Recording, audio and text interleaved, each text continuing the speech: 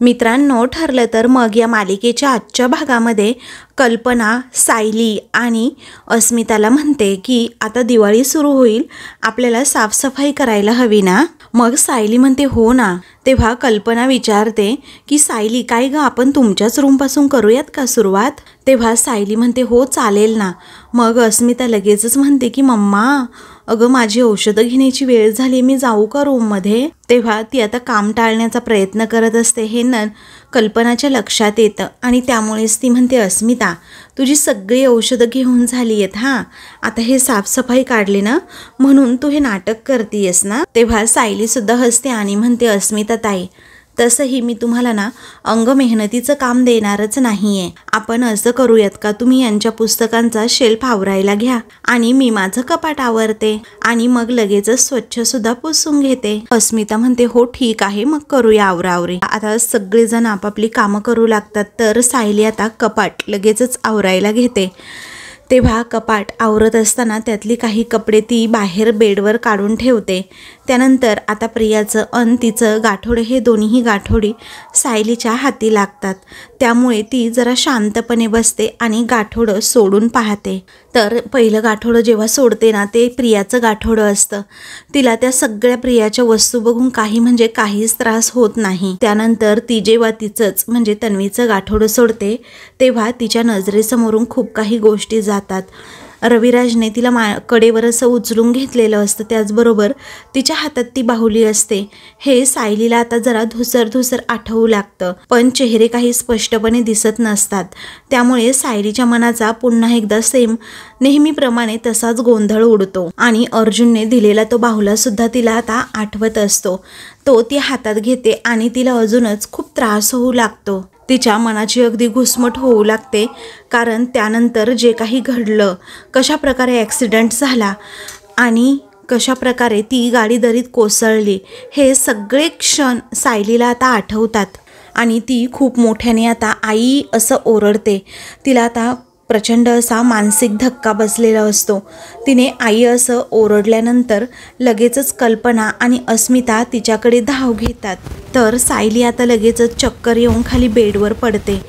तेव्हा सायली अगं काय झालं तुला असं कल्पना विचारते. तेव्हा या दोघीही खूप घाबरतात. अस्मिता म्हणते की मी पाणी घेऊन आले हा मम्मा. तर आता कल्पना ही लगेचच प्रतापला आवाज देऊ लागते, अहो या ना इकडे पटकन, सायलीला काय झाले बघा ना. तेव्हा प्रताप धावत असते येतो आणि सायलीची अशी कंडिशन पाहत विचारतो, अरे काय झालं काय सायलीला. तेव्हा कल्पना म्हणते बघा ना हो काय झालं, कारण ती आत्ता कपाट लावत होती आणि अचानक अशी कोसळली ती खाली. विमलसुद्धा धावत तेथे आलेली असते. सगळ्यांना सायलीची खूप काळजी वाटत असते. प्रताप म्हणतो हे काय, सायलीच्या हातात हे खेळणं आलंच कसं. त्यानंतर कल्पना आता विमलला म्हणते जा ना पटकन साखर आणि पाणी घेऊन ये. तेव्हा विमल लगबगीने तिकडे जाते. विमल आता जिन्यावरून खाली येत असते. त्याचवेळी अर्जुन घरी येतो आणि विचारतो काय ग विमल काय झालं, अशी धावतीयस का ग तू. तेव्हा विमल आता म्हणते अहो ती सायलीताई, असं म्हणून ती आता किचनकडे वळते. तर अर्जुनला आता खूप भीती वाटू लागते की नक्की काय झालं असेल सायलीला. त्यानंतर अर्जुन लगेचच रूममध्ये येतो आणि सायलीला काय झालं मम्मा असं विचारतो. तोही खूप घाबरलेला असतो, त्याला काही सुचत नसतं. अचानक असं काय झालं असेल तिला. तो तिच्याजवळ जातो, तिच्या डोक्यावरून हात फिरवतो आणि मग त्याला समजतं की सायलीच्या हातात ते खेळणं आहे आणि हे सगळी तन्वीची कपडे वगैरे किंवा खेळणी वगैरे पाहिल्यानंतर तिला असाच त्रास होतो, तिला धक्का बसतो. तेव्हा आता अशा वेळी ना अश्विनचा सुद्धा काही उपयोग नाही आहे. घरचा डॉक्टर असून असं प्रताप म्हणतो, मी ना डॉक्टर देशपांडेंनाच कॉल करतो. तेव्हा नको डॅड असं अर्जुन म्हणतो. तिला ना थोड्या वेळात लगेचच बरं सुद्धा वाटेन. तिने ते गाठोडं उघडलं ना तर स्वतःच्या अशा जुन्या वस्तू बघून तिला असा त्रास होतो डॅड नेहमी. तर आता अर्जुनने असं सांगितल्यावर सगळ्यांच्या कुठे जीवात जीव येतो. नंतर सायली थोडी का होईना आता शुद्धीवर यायला लागते. तेव्हा अस्मिताला आनंद होतो आणि ती म्हणते पहा ती ना डोळे उघडतीये हळूहळू. तेव्हा अर्जुन म्हणतो सायली उठ ना जरा. मग आता कल्पना सुद्धा तेवढ्याच काळजीने तिला उठवू लागते की अगं सायली उठ ना. मग आता सायली कशी बशी उठते खरी, पण तिच्या अंगात ताकदच नसते. तेव्हा साखर पाणी पिऊन घे बरं सायली, असं कल्पना म्हणते. त्यानंतर सायली आता पाणी पिते. कल्पना विचारते, बाळा बरं वाटतंय का तुला? तेव्हा सायली हो म्हणते. अर्जुन आता तिच्याजवळ बसतो आणि तिला विचारतो, तू तुझं गाठोडं उघडलं आणि त्या वस्तू बघितल्या आणि मगच तुला त्रास झाला ना, आणि म्हणून तुला चक्कर आली ना?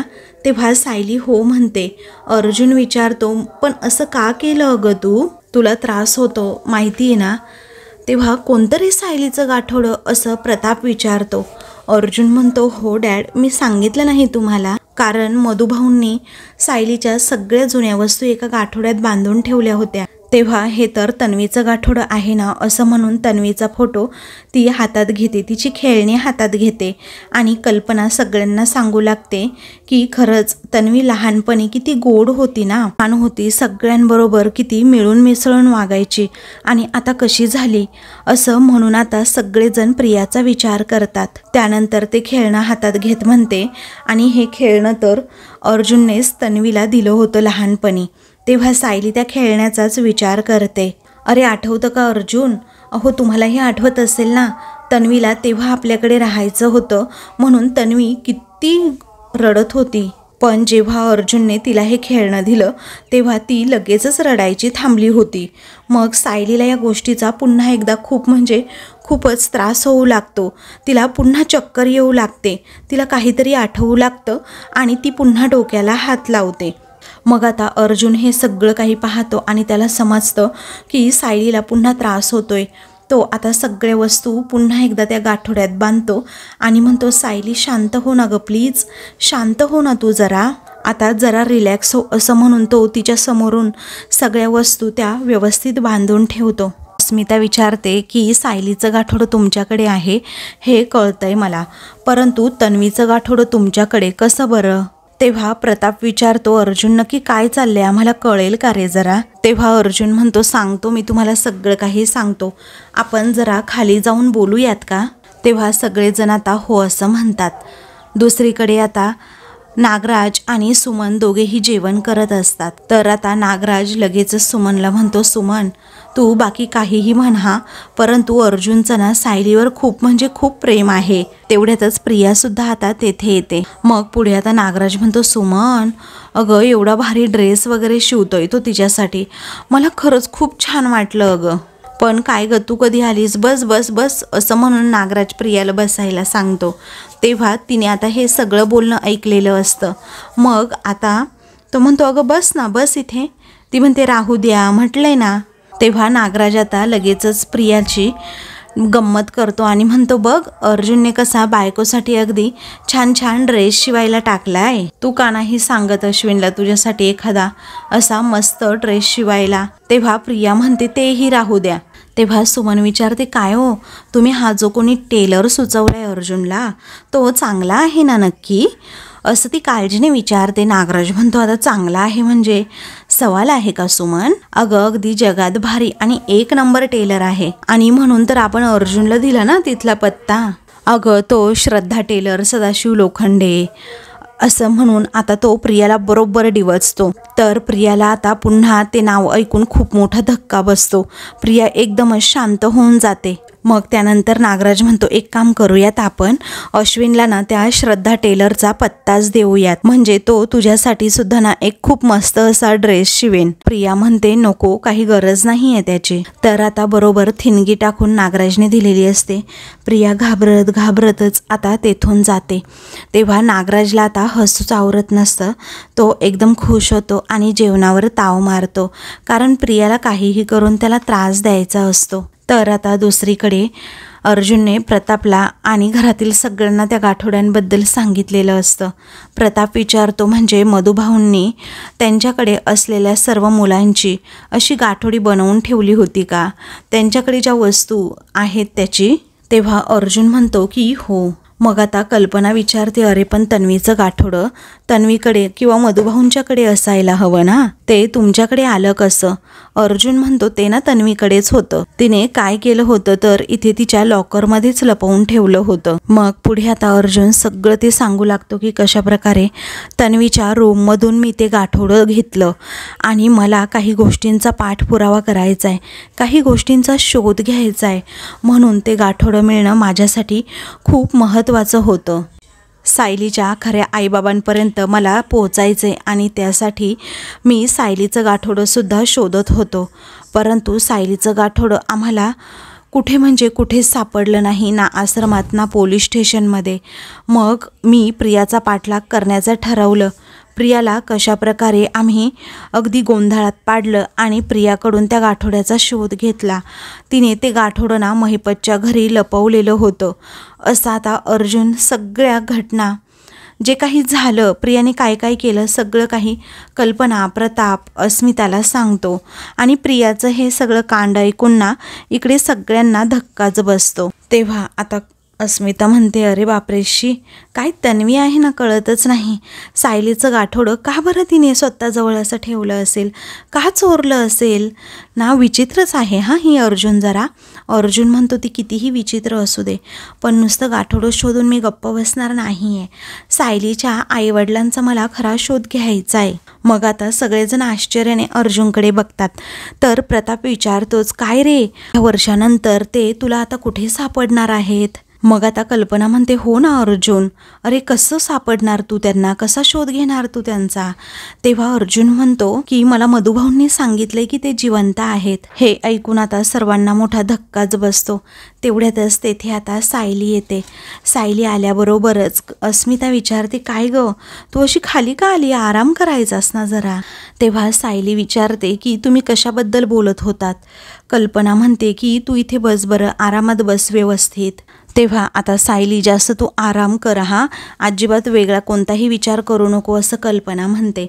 अर्जुनला माहीत असतं मम्मा ना टॉपिक बदलतीये, म्हणूनच तो म्हणतो, मम्मा टॉपिक नको ना गं बदलू, कारण तिला ना सगळं काही माहीत आहे आणि आम्ही दोघेही एकत्र मिळूनच तिच्या आईबाबांना शोधण्याचा प्रयत्न करत आहोत. तेव्हा प्रताप म्हणतो, अरे उत्तम, मग लवकरात लवकर तिचे आईबाबा सुद्धा शोधून काढा, कारण तिला जर तिचे जन्मदाते भेटणार असतील तर त्याच्यापेक्षा दुसरं सुख ना काहीच नाही आहे. मग आता कल्पना म्हणते, हो ना, आणि मलाही त्यांना भेटायला आवडेल. मग आता कल्पना सायलीचं कौतुक करते, तिच्या तोंडावरून हात फिरवते आणि म्हणते, मला एवढी गोड सून त्यांनी दिली आहे ना, मग ते आईबाप नक्की कोण आहेत ना ते मला बघायचेच आहेत, असं लाडातच कल्पना म्हणते. सायलीला आता तेवढाच आनंद होतो. तेव्हा सगळेजण कल्पनाकडे आता बघू लागतात. दुसरीकडे प्रियाला मात्र चैनच पडत नसते. तिला आता सतत तिच्या खऱ्या आईबाबांचे चेहरे आठवत असतात. तेव्हा तिला अचानक असा एक प्रसंग आठवतो की कशाप्रकारे जेव्हा मी सुभेदारांच्या घरात होते तेव्हा माझी आई तेथे आली आणि वेड्यासारखी माझी बबली कुठे आहे, माझी बबली कुठे आहे असं विचारलं, मला जवळ घेतलं आणि माझे लाड वगैरे सुद्धा केले.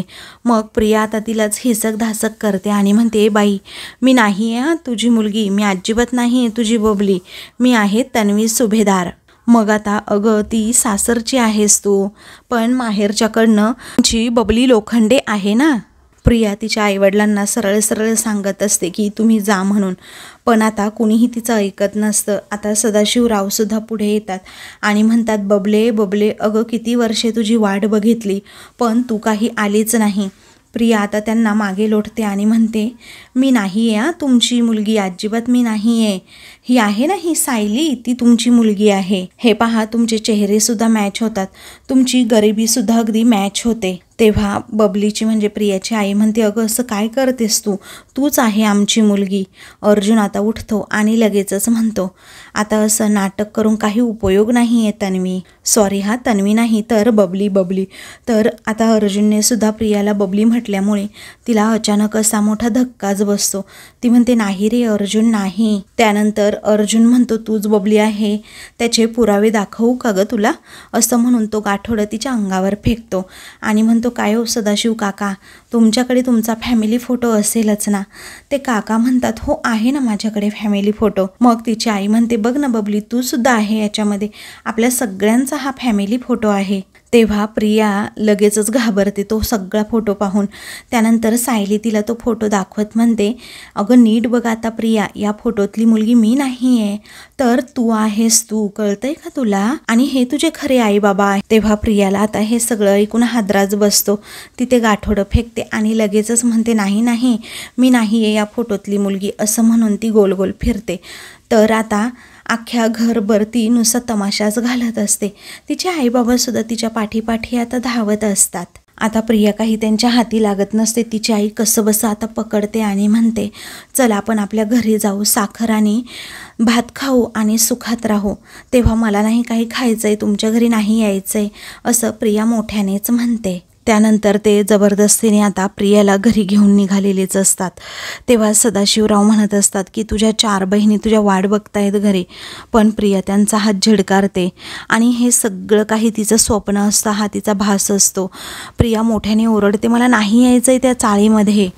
मग आता ती भानावर येते, तर पुढे ती रविराजच्याच घरात असते. ती म्हणते की अरे बापरे, मी तर इथेच आहे, पण मला त्या चाळीमध्ये नाही जायचं आहे, खरंच नाही जायचं आहे मला त्या चाळीमध्ये. कारण अर्जुनने जर सगळ्या गोष्टींचा पाठपुरावा करायला सुरुवात केली तर काही खरं नाही. मला आता तिकडे अर्जुनजवळ राहायलाच हवं, मला त्या सुभेदारांच्या घरी जायलाच हवं राहायला, काहीही करून. कारण अर्जुन काय हालचाली करतो हे मला समजायला हवं. कारण मी जर तिथे गेले तरच खऱ्या आई वडिलांपर्यंत पोहोचू नाही शकणार. पण आता मला सुभेदारांच्या घरात शिरण्यासाठी काहीतरी नवीन आयडिया काढावीच लागेल, असं प्रिया म्हणते. तर आता दुसऱ्या दिवशी अर्जुन आज लवकर उठलेला असतो आणि त्याला ऑफिसला जायचं असतं. त्याने लवकर आवरलेलं असतं आणि तो म्हणतो, बायको लवकरात लवकर जरा नाश्ता देतेस का मला. सायली म्हणते, अहो हे काय आहे, तुम्हाला लवकरात लवकर आज का हवं आहे, एरवी तर तुम्ही उठतसुद्धा नाही आणि आज आवरून सावरून चक्क माझ्याकडे नाश्ता मागताय, कधी कधी तर नाश्ता न करताच पळून जाता. अर्जुन म्हणतो, टोमणा मारतीयस का. सायली म्हणते, मी का टोमणा मारू, अहो हे तर मी माझ्याबद्दलच बोलतीये ना. त्यानंतर सायली म्हणते, मी आता झोपेतून उठते आणि 1 तास नुसती बेडवर बसते, मग मला तुम्ही कॉफी आणून देता आणि त्यानंतर 1 तासानंतर मी कॉफी पिते आणि उठून अशी खुर्चीजवळ येते. 1 तास मग मी काम करते लॅपटॉपवर आणि त्यानंतर मग मला समजतं की अरे अच्छा, मी तर आंघोळ केलेली नाही आहे. मग मी पटकन उठते, आंघोळ वगैरे करते आणि मग ऑफिसला जाते. अर्जुनला समजतं हे सगळे टोमणे ना सायलीने मला मारले आहेत. त्यामुळे तो विचारतो, मला टोमणे मारते का मला. सायली म्हणते, नाही हो. सायली आता पुढे पळते तर अर्जुन तिच्या पाठीपाठी आता धावू लागतो. कारण सायलीने आता बरोबर अर्जुनची नक्कल करून दाखवलेली असते की रोज किती स्लो कामं करतो ते. आईच्या वेळी तो आंघोळ करतो. कसाबसा अर्जुन सायलीला आता पकडतो आणि लगेचच तिला जवळ घेतो. तिच्या हातातून आता एक पिशवी खाली पडते, तर त्या पिशवीमध्ये आता काहीतरी असतं. मग सायली ते पाहून अर्जुनकडे थोडीशी रागात बघते, तर अर्जुन घाबरतो. इकडे प्रियाला चैनच पडत नसते. तेव्हा प्रिया म्हणते, अरे बापरे, काहीही करून ना मला रविराजच्या घरातून बाहेर जायचं नाही आहे. हे किल्लेदार म्हणजे सोन्याचं अंड देणारी कोंबडी आहे. त्याचबरोबर जर अर्जुनला ते टेलर आणि टेलरिन सापडले आणि माझ्यापर्यंत अर्जुन पोहोचला, त्या टेलरची मी मुलगी आहे असं अर्जुनला समजलं, तर माझं काही खरं नाही. हेच सतत दिवसरात्र विचार प्रियाच्या मनात असतात. म्हणते, आता माझा हा बिंडोक नवरा हा एकटाच माझं हे काम करू शकतो, कारण तोच मला आता सुभेदारांच्या घरात घेऊन जाऊ शकतो. चला आता आपल्या कामाला सुरुवात करूयात, असं प्रिया म्हणते. तर दुसरीकडे सायली आता अर्जुनला विचारते, काय हो. मग अर्जुन जरा घाबरतो. सायली ती साडी बाहेर काढते पिशवीतून आणि विचारते, काय, हीच साडी आहे ना आईंची, ती ड्राय क्लिनिंगला टाकायची आहे, राहू द्या, तुम्ही विसरलात ना, मी टाकते माझी. अर्जुन पटकन तिच्या हातातून ती पिशवी ओढून घेतो आणि म्हणतो, नाही नाही अगं, मी टाकतो की ही साडी ड्राय क्लिनिंगला, तू राहू दे. म्हणजे तुला असंच दाखवायचं आहे ना की मी खूप केअरलेस आहे, पण तसं नाही आहे. अगं मी तुला ही साडी ना आता ड्राय क्लिनिंगला टाकून दाखवेनच. तेव्हा सायली हसते आणि विचारते, काय हो, नाही सोडणार ना तुम्ही हट्टीपणा, आता फक्त व्यवस्थित ती ड्राय क्लिनिंगला द्या म्हणजे झालं. अर्जुन म्हणतो, देतो, लवकरात लवकर नाश्ता करायला खाली या असं म्हणून सायली आता त्याला बोलतच तेथून जाते. सायली तेथून गेल्यानंतर अर्जुन लगेचच कपाट उघडतो, सायलीचा एक मापाचा ड्रेस घेतो आणि त्या पिशवीमध्ये ठेवतो. तर दुसरीकडे अश्विन रूममध्ये पुस्तक वाचत बसलेला असतो. तेव्हा आता प्रिया ही तेथे जाते आणि जरा रागातच त्याच्याकडे बघत म्हणते, या निर्लज्ज घर जावयाला त्याच्या घरी जावंसं का वाटत नाहीये. पण आता वाटेल ते झालं तरी चालेल, पण मी याला तेथे नेणार म्हणजे नेणारच. त्यानंतर ती त्याच्याजवळ जाते आणि त्याच्या हातातून पुस्तकच ओढून घेते आणि विचारते, काय रे किती अनरोमॅन्टिक आहेस रे अश्विन तू, कारण तुझी बायको तुझ्या समोर उभी आहे आणि तुझं मात्र पुस्तक वाचण्याचं काम सुरू आहे. मग आता अश्विन म्हणतो, अरे बापरे, माझ्या बायकोचा मूड तर आज फारच छान दिसतोय असं म्हणून तो प्रियाला थोडं जवळ घेतो. मग आता प्रिया म्हणते, कारण मी ठरवले अश्विन, आता आपण आपल्या बाबांच्या घरी नाही राहायचं, आपल्या हक्काच्या घरी जायचं. हा अश्विन म्हणतो, अगं मी कधीपासून तर तुला हेच म्हणतोय ना. अगं तुला माहिती आहे मी 1 BHK सुद्धा पाहिला आहे आणि 2 माणसांसाठी अगदी परफेक्ट आहे. त्याचबरोबर हॉस्पिटलपासून ना अगदी 10 मिनिटाच्या अंतरावर आहे. तो ब्रोकर म्हणाला, सर तुम्हाला कधी शिफ्ट व्हायचं आहे ते सांगा, फ्लॅट अवेलेबल आहे. तेव्हा प्रिया वैतागते आणि अश्विनचा हात झिडकारत म्हणते, अरे अश्विन, अरे मी ना आपलं हक्काचं घर म्हणाले. अरे हक्काचं म्हणजे कुठलं तुला कळतंय का. तेव्हा तो विचारतो, कुठलं. मग आता ती म्हणते अन्नपूर्णा निवास. तेव्हा अन्नपूर्णा निवासाचं नाव ऐकून अश्विन जरा चिडतो आणि म्हणतो, हे बघ त्या घराशी आता आपला काहीही संबंध सुद्धा नाहीये. तेव्हा प्रिया म्हणते, आपल्याला घराबाहेर काढायचंय म्हणून तर अर्जुन आणि सायलीने असं केलंय आणि अगदी आईबाबांचे कान सुद्धा फुंकले आहेत. अरे तुला माहित नाही की सायली खूप धूर्त आहे आणि जर आपण वेगळ्या घरात राहायला गेलो तर ती तुला सुभेदारांपासून कायमचं तोडेल. हे ऐकून अश्विनलाच आता धक्का बसतो. तर आता मित्रांनो, पुढील भागामध्ये अर्जुन ड्रेस शिवण्यासाठी श्रद्धा टेलरच्या घरी जातो. सदाशिवराव तेथे असतात.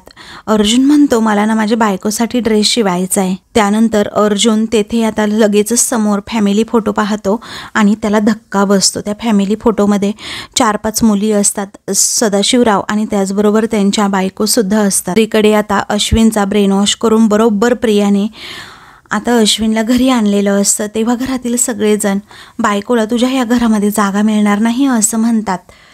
तेव्हा अश्विन म्हणतो, तन्वी ना कायदेशीर मार्गाने जेलच्या बाहेर आली आहे, म्हणजेच कोर्टाने सुद्धा हे मान्य केलंय की तन्वी निर्दोष आहे. तेव्हा सायली म्हणते, कोर्टाने जरी तिला सोडलेलं असेल तरीही आमच्या नजरेत ना ती निर्दोष ठरत नाही. तेव्हा अश्विन आता वेड्यासारखा बोलू लागतो आणि म्हणतो, मी सुद्धा असं म्हणू शकतो का. मधुभाऊंची जरी कोर्टाने निर्दोष सुटका केली असेल तरीही मी त्यांना खुनीच मानतो. असं आता सायलीला बोलल्यामुळे अर्जुनला राग येतो. तो म्हणतो, अश्विन असं म्हणून तो अश्विनवर धावून जातो, त्याची कॉलर पकडतो. दोघा भावांमध्ये भांडणं होतात. अशाच मालिकेंचे पुढील भाग पाहण्यासाठी चॅनलला सबस्क्राईब करा.